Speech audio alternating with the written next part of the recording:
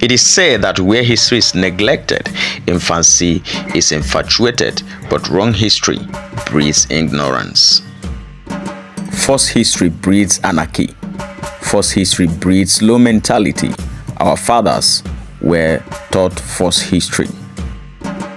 We were made to believe that Mungo Park discovered River Niger, that our ancestors fished before they said Mungo Park was banned. Aside false and wrong history, teaching history while being indoctrinated religiously holds no water. Subjects like Christian religious studies shouldn't be taught at all in schools. It makes African schools extension of churches and mosques. It breeds cognitive dissonance and confirmation bias. It makes history not to teach us any lesson. This is why we the blacks don't learn from history.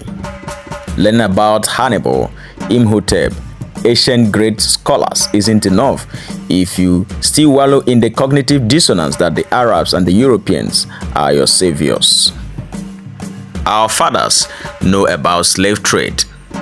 They knew that the Atlantic slave trade was mostly conducted by the Europeans, yet they accepted Christianity brought by the same Europeans.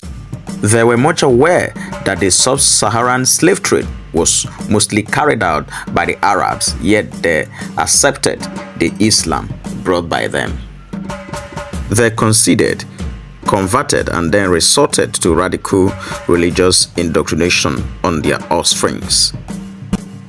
They fell in love with the system that enslaved their minds and even scraped the half-baked history we have in our place of education. Human rights lawyer Malcolm Omirobo has asked, how many of us were taught of both slave trade by our parents, primary and secondary schools? The best time to teach this hideous crime committed against our ancestors is during formative stage of our children. And I agree with him. Let's learn the right history and right the wrongs.